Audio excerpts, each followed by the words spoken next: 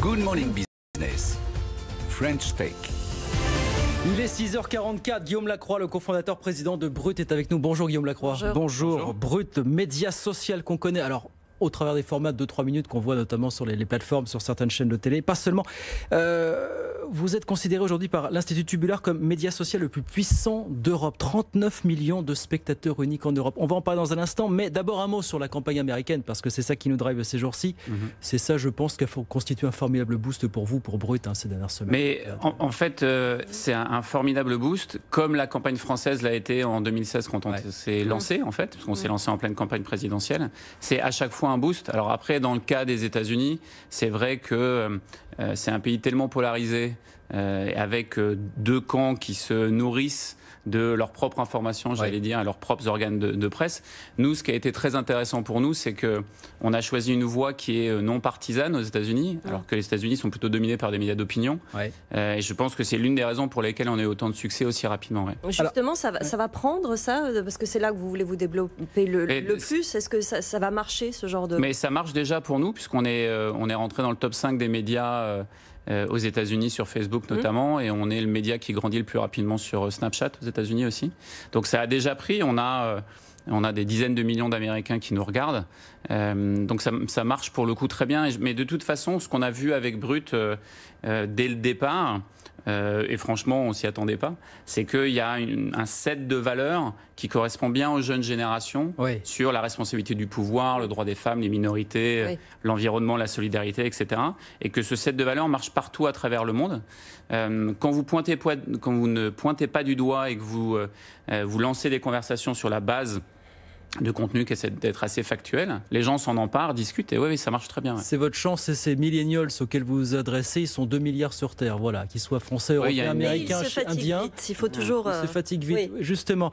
Donc je le disais, média social le plus puissant d'Europe, nous dit un institut qui s'appelle Tubular. 39 millions de spectateurs uniques contre 24 millions pour la BBC. Voilà. J'avoue que quand on a vu les chiffres... c'est pas une surprise pour nous de savoir qu'on est puissant sur les réseaux sociaux. En revanche, savoir qu'on fait quasiment 2 fois plus d'audience que la BBC, ça nous a surpris, et d'autant plus que, au-delà des chiffres et de ce que ça représente, même qualitativement, c'est génial. La BBC est quand même a une réputation incroyable du point de vue de la qualité, donc ça, on était ravis là-dessus.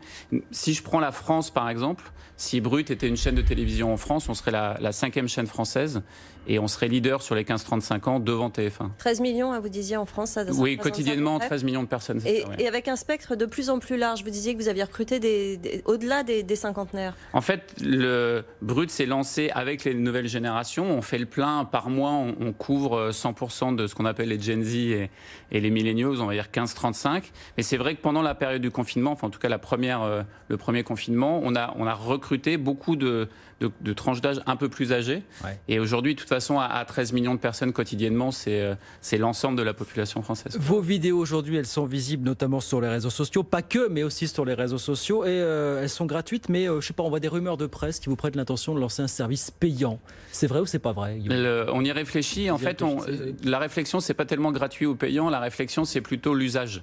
C'est-à-dire qu'aujourd'hui, Brut est un immense succès sur le temps court, les réseaux sociaux et donc le téléphone mobile.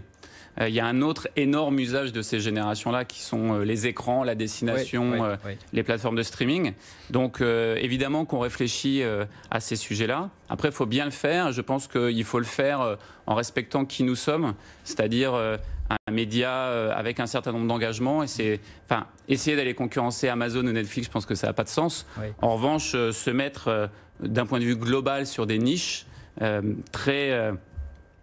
drivé par l'engagement et la communauté, oui, là, ça a vraiment du sens. Vous êtes déficitaire aujourd'hui, au global. Alors, rentable en France. Oui, on est archi rentable en France. On va doubler notre chiffre d'affaires en 2020. Et en fait, ce qui se passe, c'est que c'est comme des blocs qu'on construit. C'est-à-dire la France est rentable, l'Inde est en train de devenir rentable, les États-Unis vont passer rentable après l'Inde.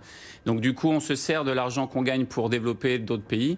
En ce moment, on est en train de développer le Japon, le Mexique, l'Espagne, par exemple. Et puis on va continuer à accélérer en Europe et en Amérique du Sud.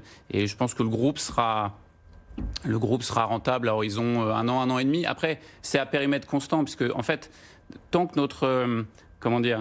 le coût de contenu grandit moins vite que la base d'utilisateurs, vous pouvez investir et recruter du monde. Présent dans combien de pays aujourd'hui, Brut On touche une soixantaine de pays. Pays. Ça représente 300 millions de personnes chaque mois. En combien de langues? 4, 5 langues 5 langues, 5-6 langues. Merci Guillaume Lacroix, cofondateur et président de Brut, d'être venu sur le plateau de Good Morning Business.